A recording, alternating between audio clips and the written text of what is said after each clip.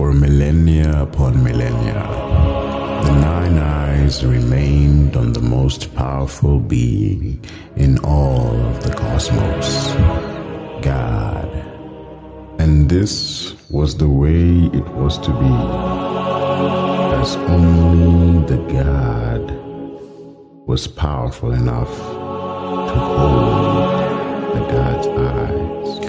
When the angels were created, some thought they could possess the power of the God's eyes, but all who tried to capture one for themselves failed, being overwhelmed by the power, and were cast down from the heavenly realms. These angels were the first generation. God's next creation was mankind, Adam and Eve, two beings that held not physical power, but spiritual strength. Not physical power, but a power within them, yet to be described. And so, as it were, these first humans were the second generation of creation. But these creations of the second generation, that is to say Adam and Eve, also sought and desired the power of the eyes.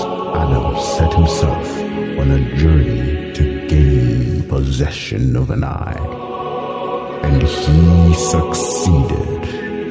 He took for himself an eye of God, and although the angels before him had failed to contain the power of even a single eye, Adam held two.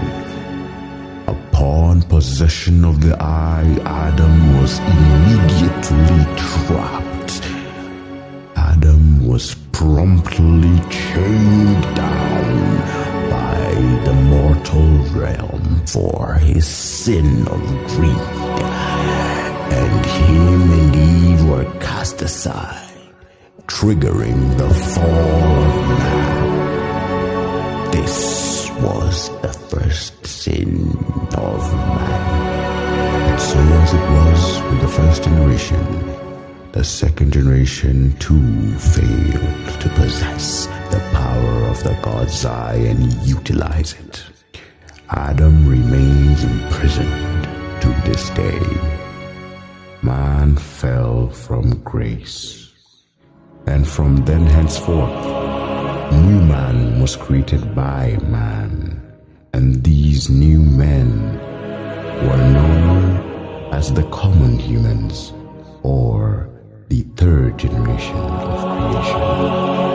And for the next century upon millennia, the third generation remained the final generation, as the God no longer created, but man created. Within the third generation, there lay people who believed they could possess the power of the eye. The knowledge of the God's eyes was lost to time, as humanity continued on its own path. But there remained those who, either by sheer luck or determination, once again came upon the knowledge of the Nine Eyes. Although knowledge of the God's eyes was lost largely among the masses, knowledge of their existence and power was still available to those who truly sought it.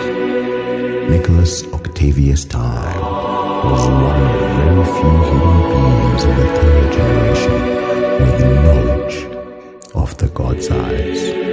And using this knowledge, he made it his mission to possess and utilize the power of the God's eye.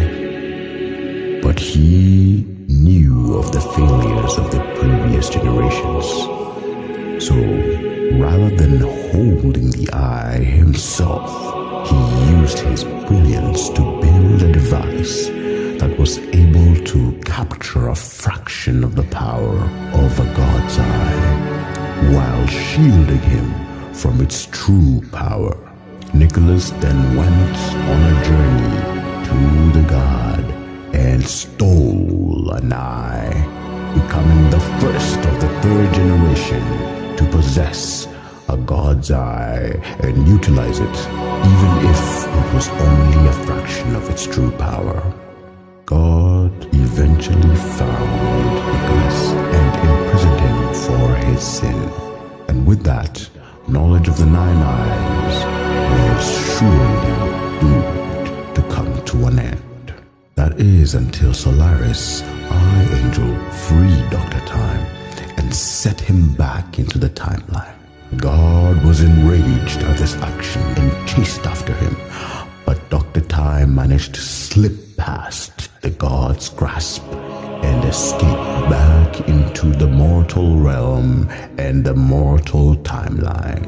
Upon landing back in the mortal realm, Dr. Time's brief euphoria of escape was cut short by the realization that eventually the god would find him. That is until Dr. Time saw something impossible. In front of him stood a young girl named Lucy, a mortal being in full possession of an awakened god's eye. This should be impossible, Dr. Time thought to himself.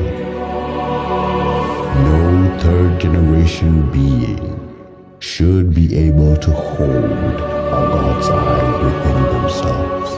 The only human being that has ever possessed a god's eye was Adam of the second generation. Unless Lucy was of the second generation. But that's impossible.